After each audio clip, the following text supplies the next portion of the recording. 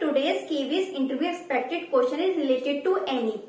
NEP एक बहुत important topic है जो कि हम लोग के रिटन एग्जाम में भी आया था और अभी इंटरव्यू के पॉइंट ऑफ व्यू से देखा जाए तो तब भी NEP एक बहुत इम्पोर्टेंट टॉपिक बन जाता है जो कि हम सबको पढ़ के जाना चाहिए। और अभी TGT PGT के एग्जाम इंटरव्यू चल रहे हैं तो उनमें भी NEP से रिलेटेड बहुत सारे क्वेश्चन आस्क किए जा रहे हैं। फॉर एग्जाम्पल NEP के सेलेक्ट फीचर बताओ, या फिर जो न्यू एजुकेशन पॉलिसी थी वो ओल्ड एजुकेशन पॉलिसी से किस तरीके से डिफरेंट है, और जो न्यू एजुकेशन पॉलिसी है उसका क्या स्ट्रक्चर है, and so many things. So in today's video we are going to discuss about all these things. So let's start. So if we talk about NEP 2020 तो सबसे पहला क्वेश्चन यही raise होता है कि what is the full form of NEP? So the full form of NEP is National Education Policy. And बहुत से लोग NEP की फुल फॉर्म को क्या बताते हैं, न्यू एजुकेशन पॉलिसी।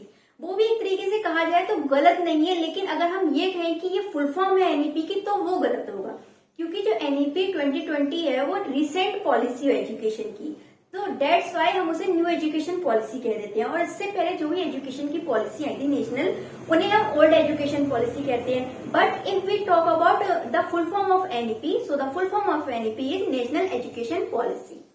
एंड जो ये नेशनल एजुकेशन पॉलिसी थी वो 29 जुलाई 2020 को लॉन्च हुई थी।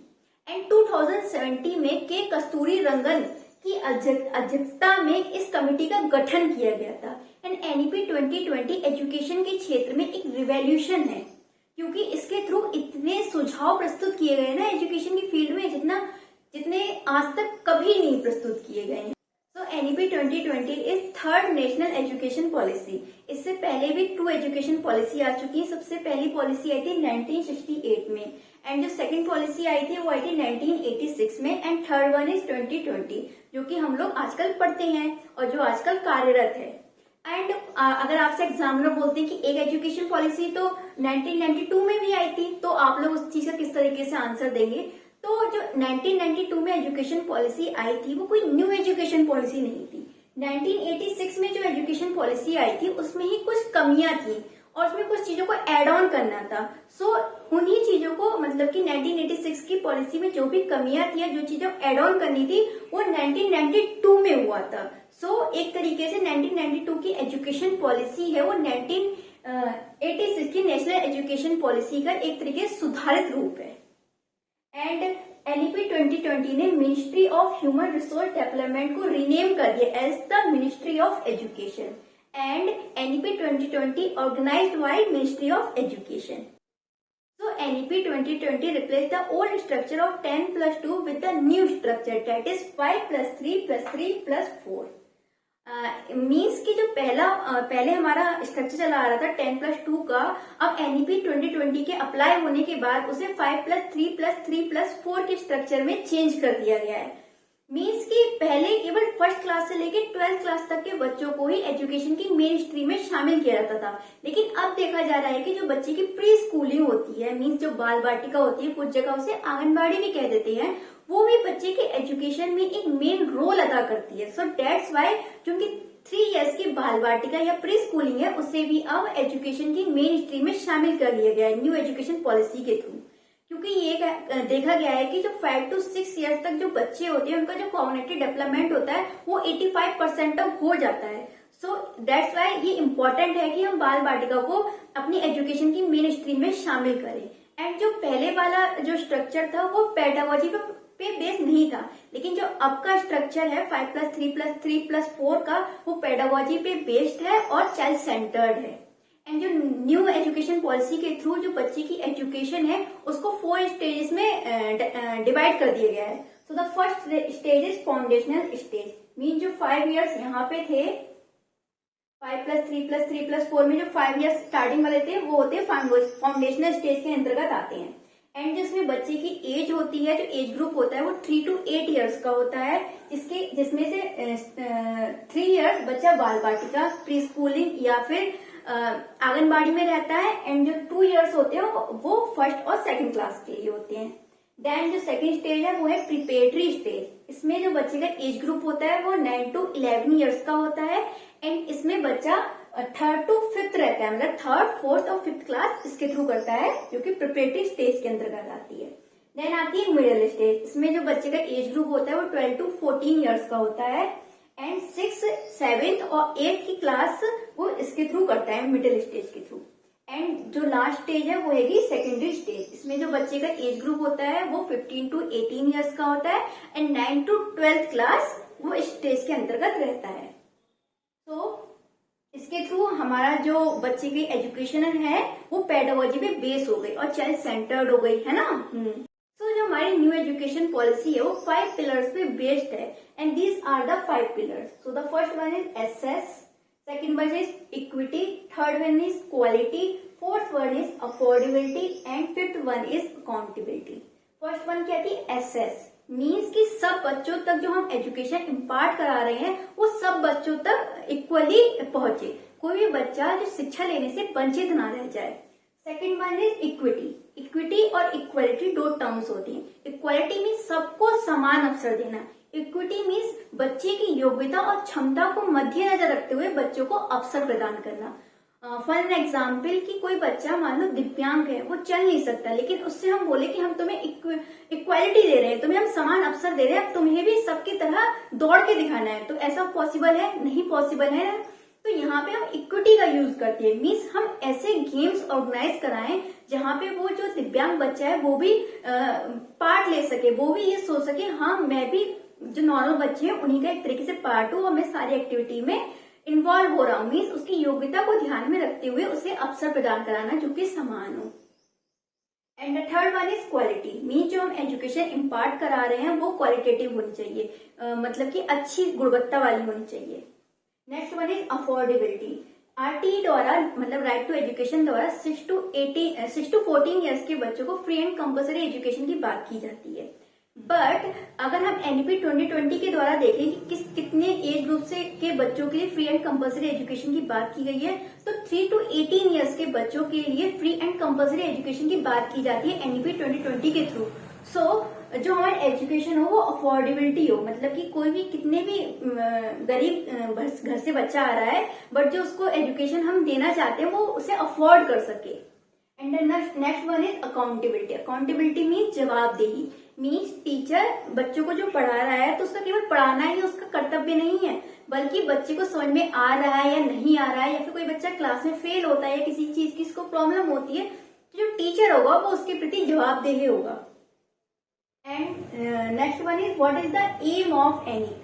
So the aim of NEP is 100% youth and adult literacy. Means ना ही 99%, ना ही 95%, ना ही 99.9% जो कि लैब बॉय किताबों मिटाता है उतनी भी नहीं, पूरे 100% हमें यूथ और एडल्ट को लिटरेट करना है, मतलब कि पढ़ा लिखा बनाना है। And the motto of NEP is educate, encourage and enlighten. And new education policy के थ्रू 10 डेज बैगलेस डेज को भी सपोर्ट किया गया है। इसमें क्या होगा कि बच्चे एक ईयर में 10 डेज बैग लेके नहीं आएंगे और उन्हें जो भी एजुकेशन इम्पार्ट कराई जाएगी वो एनवायरनमेंट के थ्रू बच्चों को वोकेशनल एजुकेशन पढ़ाई जाएगी, जिसके थ्रू वो अपने आगे लाइफ में कुछ ना कुछ कर सकते हैं, वो उनको हेल्प देगी। तो next one is 360 degree holistic progress report card. पहले के जमाने में क्या होता था, मीन्स हमारे जमाने में भी क्या होता था कि केवल बच्चों के कॉग्निटिव डेवलपमेंट में फोकस किया जाता था कि बच्चे ने कितना कॉपी पे लिखा है, कितने उसके मार्क्स आए हैं, कितना वो ओरली बोल सकता है चीजों को, कितना वो रट्टूट होता है, जैसा मैंने लिखा है बिल्कुल वैसा ही तो आया, कहीं पॉइंट में भी तो आंसर गलत नहीं आया। बस इस चीज से फोकस किया जाता था और उसी के अकॉर्डिंग हमारा रिपोर्ट कार्ड बनता था, उसी के अकॉर्डिंग हमें क्लास में फर्स्ट सेकंड थर्ड डिक्लेयर कर दिया जाता था, उसी के अकॉर्डिंग हमें फेल भी कर दिया जाता था, उसी के अकॉर्डिंग हमें पास भी कर दिया जाता था। लेकिन अब ऐसा नहीं होगा। पहले हमारे केवल कॉग्निटिव डेवलपमेंट पे फोकस किया था, अब क्या होगा कि फिजिकल, मोरल, इमोशनल, सोशल हर तरीके के एस्पेक्ट के डेवलपमेंट पे फोकस किया जाएगा और जो उसका रिपोर्ट कार्ड होगा उसमें भी सब चीजों को मेंशन किया जाएगा कि बच्चा करिकुलर एक्टिविटी में कितना पार्ट ले रहा था, को करिकुलर एक्टिविटीज में कितना पार्ट ले रहा था, फिजिकल एरिया में वो कितना क्या क्या उसने अचीव किया या क्या उसकी अदर इंटरेस्ट है, तो उन सबको भी हमें अब रिपोर्ट कार्ड पे मेंशन किया जाएगा। एंड नेक्स्ट वन है स्ट्रीम सिस्टम को रिमूव कर दिया गया। पहले क्या होता था कि जो बच्चा साइंस साइड का है वो साइंस साइड के सब्जेक्ट पढ़ता था, जो कॉमर्स का है वो कॉमर्स के सब्जेक्ट पढ़ता था, आर्ट साइड वाले आर्ट साइड की, ह्यूमैनिटी वाले ह्यूमैनिटी की। लेकिन अगर कोई बच्चा है, जैसे कि मैं अपना ही एग्जांपल लेती हूँ, जब मैं 10th to 12th में थी तो मुझे ह्यूमैनिटी के सब्जेक्ट में बहुत इंटरेस्ट था, लाइक हिस्ट्री और ज्योग्राफी में मेरा बहुत इंटरेस्ट था। लेकिन मैंने साइंस साइड चूज कर ली थी, सो मैं इन सब्जेक्ट को पढ़ ही नहीं पाई क्योंकि कोई ऑप्शन ही नहीं था, मुझे केवल साइंस साइड के सब्जेक्ट ही पढ़ सकती थी, ये मैं सब्जेक्ट ली ही नहीं सकती थी। लेकिन अब क्या है कि स्ट्रीम सिस्टम को खत्म कर दिया गया है, जिस बच्चे का जिस सब्जेक्ट में इंटरेस्ट है वो उसे ले सकता है। लेकिन जैसे कि एक बच्चा साइंस साइड के सब्जेक्ट लिए हुए हैं लेकिन ह्यूमैनिटी में से उसे हिस्ट्री में बहुत इंटरेस्ट है, तो वो अपने अदर सब्जेक्ट को भी पढ़ सकता है, उसके अलावा वो हिस्ट्री को भी ले सकता है। सो ये सिस्टम काफी अच्छा हो गया कि स्ट्रीम सिस्टम को उसने खत्म कर दिया है। एंड न्यू एजुकेशन पॉलिसी के थ्रू रोड लर्निंग पे अब फोकस नहीं किया जाता है, अब फोकस किया जाता है कॉन्सेप्चुअल लर्निंग पे। अब हमें बच्चों को चीजें उनके माइंड में स्टोर नहीं करनी है, हमें ये नहीं देखना कि बच्चे ने कितना स्टोर कर लिया, उसने कितना लर्न कर लिया। अब हमें बच्चों को ये सिखाना है कि हाउ टू लर्न, क्योंकि जब बच्चा ये सीख जाएगा कि हाउ टू लर्न तो वो बच्चे में क्यूरियोसिटी जगेगी। और टीचर क्या होगा वहां पे एक केवल फैसिलिटेटर होगा, ना कि इंस्ट्रक्टर होगा, वो एक केवल फैसिलिटेटर होगा और वो बच्चे को बताता रहेगा, जहाँ पे उसे हेल्प की जरूरत होगी वहां पे टीचर उसकी हेल्प करेगा। और बच्चा अपने आप अपना अगर वे ढूंढ लेगा ना कि हाउ टू लर्न, तो बच्चा क्यूरियोसिटी के थ्रू खुद ही सीखता रहेगा नई नई चीजों को। कहते हैं ना कि एक अच्छा टीचर वो नहीं होता जो ये बताता है कि व्हाट टू लुक, एक अच्छा टीचर वो होता है जो अपने स्टूडेंट को ये बताता है कि where to look. So new education policy के थ्रू भी हमें यही करना है और बच्चे की कॉन्सेप्चुअल लर्निंग पर फोकस करना है। And next one is vocational education. जो हमारे यहाँ पे मिडिल स्टेज थी, इसमें हमें बच्चों को वोकेशनल एजुकेशन प्रोवाइड करानी है 6th क्लास से। लाइक कि किसी कुम्हार को हमने अपने स्कूल में इनवाइट कर लिया, बच्चों को घड़े मटके बनवाने सिखाए, या फिर किसी फैक्ट्री ले गए, दिखाया कि किस तरीके से प्रोडक्ट बनते हैं, सो डैट जब बच्चा स्कूल से पास आउट हो तो उसके पास केवल एक डिग्री या फिर जो रिपोर्ट कार्ड होते हैं वो ना हो, केवल उसके साथ उसके पास एक स्किल भी हो जो जिससे वो अपनी रियल लाइफ में इम्प्लीमेंट कर सकता है, और उसमें अगर वो करियर बनाना चाहे तो वो भी बना सकता है।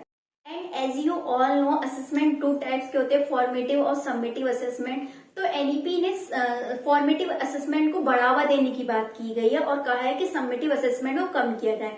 समेटिव असेसमेंट कौन से होते हैं? जो ईयरली एग्जाम होते हैं, ये जजमेंटल होते हैं, और जो फॉर्मेटिव असेसमेंट होते हैं वो इसलिए होते हैं कि बच्चे की इम्प्रूवमेंट को जज किया जा सके और ये देखा जा सके कि कहाँ हम लैग कर रहे हैं, उसको भी इम्प्रूव कर लिया जाए। तो एनईपी कहती है कि फॉर्मेटिव असेसमेंट को बढ़ावा दिया जाए और समेटिव असेसमेंट को कम किया जाए। तो the next one is 3 language formula. NEP ने 3 लैंग्वेज फॉर्मूले को अपनाया था और एनईपी के थ्रू बच्चों की जो प्री स्कूलिंग है वो उसकी मातृभाषा में करनी चाहिए, मीन्स मदर टंग में करनी चाहिए। सो the first language is mother tongue and the second language is Hindi और इंग्लिश में से कोई भी एक लैंग्वेज हो सकती है, और थर्ड लैंग्वेज जो भी डेवलपमेंट की जो लैंग्वेज चल रही हो, लाइक कि कोई से भी हो, तो जैसे कोरियन, आजकल कोरियन बड़े ड्रामे देखे जा रहे हैं तो उसको हम पढ़ा सकते हैं बच्चों के लिए। एंड क्या है कि 6th क्लास से क्लासिकल लैंग्वेज सिखानी है, लेकिन ये कोई भी जरूरी नहीं है कि ये बच्चे के इंटरेस्ट पे डिपेंड करता है। एक बच्चा क्लासिकल लैंग्वेज सीखना चाहता है तो हम उसे सिखा सकते हैं, अगर वो इस फील्ड में इंटरेस्टेड नहीं है तो हम उसे फोर्स नहीं करेंगे। और classical language like Tamil, Kannada, Odia, तो उस एरिया की जो भी क्लासिकल लैंग्वेज होगी हम उसे वो सिखा सकते हैं। एंड जो सेकेंडरी स्टेज आती है, जो लास्ट स्टेज थी हमारी 9th to 12th वाली, इसमें हम बच्चे को फॉरेन लैंग्वेज सिखा सकते हैं और ये भी उनके इंटरेस्ट पे डिपेंड करता है कि अगर वो सीखना चाहते हैं वो सीख सकते हैं। लाइक फ्रेंच हो गई, कोरियन लैंग्वेज हो गई, डच हो गई, इस तरीके की वो लैंग्वेज सीख सकते हैं। एंड इसके थ्रू क्या आता है, इंक्लूसिव एजुकेशन की बात की है एनईपी ने, मतलब एजुकेशन फॉर ऑल, मतलब कि डिफरेंट एबिलिटी के बच्चों को एक ही रूफ के नीचे बैठा के पढ़ाना। तो जैसे कि अभी मैंने बताया था कि जो 10+2 वाला स्ट्रक्चर था उसमें जो आंगनबाड़ी या फिर जो बाल वाटिका थी उसे मेन स्ट्रीम में इन्वॉल्व नहीं किया जाता था, लेकिन जो हमारी न्यू एजुकेशन पॉलिसी थी उसने इन्हें इन्वॉल्व कर लिया। तो जो आंगनबाड़ी के टीचर थे अब वो भी मेन स्ट्रीम में इन्वॉल्व हो चुके हैं। तो लेकिन बहुत से टीचर ऐसे थे जो कि उनकी क्वालिफिकेशन इतनी ज्यादा नहीं थी और ना ही पहले उनकी क्वालिफिकेशन पे इतना ध्यान दिया जाता था, मीन्स आंगनबाड़ी के जो टीचर हुआ करते थे। लेकिन एनईपी ने उनकी क्वालिफिकेशन पे भी काफी ध्यान दिया है। अगर जो टीचर है वो 12th तक पढ़ा हुआ है तो उसको 6 मंथ्स का एक डिप्लोमा करना है, एंड अगर वो 12th से कम पढ़ा हुआ है तो उसको 1 ईयर की एक डिग्री लेनी होगी। तो मतलब उनकी एजुकेशन की भी इसमें बात की गई है। So I think this video is helpful for you and that's all for this video. Bye.